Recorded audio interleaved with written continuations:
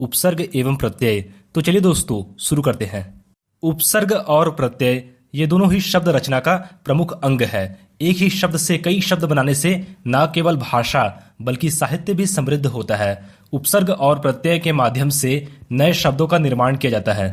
उपसर्ग शब्द वास्तव में दो शब्दों उप और सर्ग के योग से बना है। उप का अर्थ है समीप, निकट या फिर पास में, जबकि सर्ग का अर्थ है सृष्टि करना या रचना करना। यानी उपसर्ग का अर्थ है पास रहकर दूसरे नए अर्थ वाले शब्द की रचना करना। उपसर्ग को अव्यय भी कहा जाता है। तो दोस्तों अब हम लोग जानेंगे उपसर्ग की परिभाषा के बारे में। दरअसल उपसर्ग वे शब्दांश होते हैं जो किसी सार्थक शब्द के पहले लगकर उसके अर्थ को परिवर्तित करके उसे विशेष अर्थ प्रदान करते हैं। जैसे नी जोड़ दान बराबर निदान, खुश जोड़ हाल बराबर खुशहाल, अनु जोड़ कुल बराबर अनुकूल। तो दोस्तों यहाँ पर नी, खुश और अनु शब्दांश उपसर्ग है जो कि क्रम अनुसार दान, खुश और अनु शब्द के साथ जुड़कर उनके अर्थ में परिवर्तन कर देते हैं।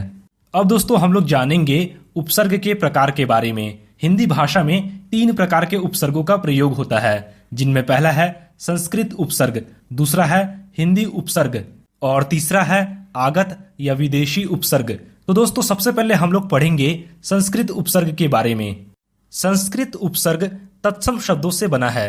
दरअसल तत्सम शब्द हिंदी में प्रयोग किए जाने वाले संस्कृत के मूल शब्द होते हैं। अब दोस्तों जैसा कि आप देख सकते हैं कि यहाँ पर कुछ उपसर्ग है, जैसे अति, अधि, दूर और नी, और इन सभी के अर्थ कुछ इस प्रकार है। जैसे अति का अर्थ है अधिक, अधि का अर्थ है श्रेष्ठ या ऊंचा, दूर का अर्थ है बुरा और नी का अर्थ है अधिकता। अति से कुछ निर्मित शब्द है, मतलब अति से कुछ नए शब्द बनते हैं, जैसे अतिरिक्त, अतिक्रमण, अत्याचार, अत्यधिक। अधि से कुछ निर्मित शब्द है, अधिकार, अध्यक्ष, अध्यादेश, अधिकांश। और दूर से कुछ निर्मित शब्द है, दुर्भाग्य, दुर्दशा, दुर्लभ, दुरात्मा। और नी से कुछ निर्मित शब्द है, नियम, निवास, निवारण, निबंध। अब दोस्तों हम लोग पढ़ेंगे हिंदी उपसर्ग के बारे में। हिंदी उपसर्ग तद्भव शब्दों से बना है। तद्भव शब्द अक्सर हिंदी के ही शब्द होते हैं और ये शब्द संस्कृत से परिवर्तित होकर आए हैं। तो दोस्तों जैसा कि आप देख सकते हैं कि यहाँ पर कुछ उपसर्ग है, जैसे अ, अन, पर, उन और अध, और इन सभी के अर्थ कुछ इस प्रकार है। जैसे अ का अर्थ है अभाव, अन का अर्थ है कमी, पर का अर्थ है दूसरी पीढ़ी, उन का अर्थ है एक कम और अध का अर्थ है आधा। अ से कुछ निर्मित शब्द है, जैसे अमर, अटूट, अस्थायी, अटल, अदृश्य। अन से कुछ निर्मित शब्द है, अनपढ़, अनजान, अनबन, अनदेखा, अनचाहा, अनमोल। पर से कुछ निर्मित शब्द है, परलोक, परोपकार, परदादा, परपोता। ऊन से कुछ निर्मित शब्द है, 49, 59, 69, 79। और अध से कुछ निर्मित शब्द है, अधखिला, अधमरा, अधजला। अब दोस्तों हम लोग पढ़ेंगे आगत या विदेशी उपसर्ग के बारे में। विदेशी उपसर्ग में अरबी, फारसी, उर्दू और अंग्रेजी जैसे विदेशी भाषाओं से आए हुए उपसर्ग का प्रयोग किया जाता है और अब इन्हें हिंदी भाषा में स्वीकार कर लिया गया है। तो दोस्तों जैसा कि आप देख सकते हैं कि यहाँ पर अरबी, फारसी या उर्दू के कुछ उपसर्ग है, जैसे खुश, गैर, बद, सर, हर। और इन सभी के अर्थ कुछ इस प्रकार है। जैसे खुश का अर्थ है शुभ या अच्छा, गैर का अर्थ है दूसरा, बद का अर्थ है बुरा, सर का अर्थ है मुख्य या प्रधान और हर का अर्थ है प्रत्येक। खुश से कुछ निर्मित शब्द है, जैसे खुशहाली, खुशनुमा, खुशखबरी, खुशबू। गैर से कुछ निर्मित शब्द है, गैर कानूनी, गैर आदमी, गैर सरकारी। बद से कुछ निर्मित शब्द है, बदतर, बदकिस्मत, बदतमीज।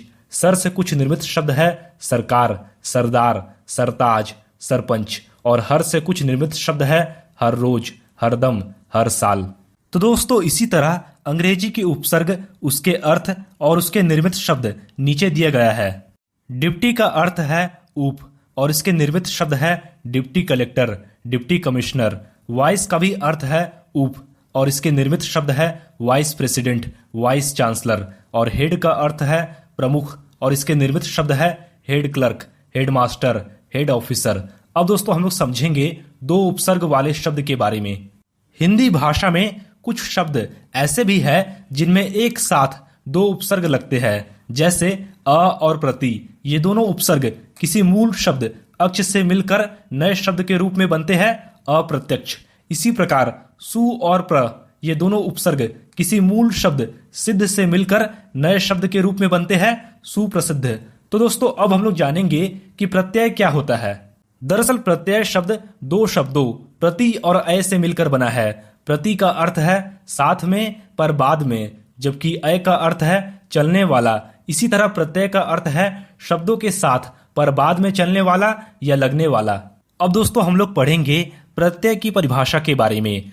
कुछ शब्दांश किसी शब्द के अंत में जुड़कर उसके अर्थ में परिवर्तन कर देते हैं, ऐसे शब्दांशों को प्रत्यय कहते हैं।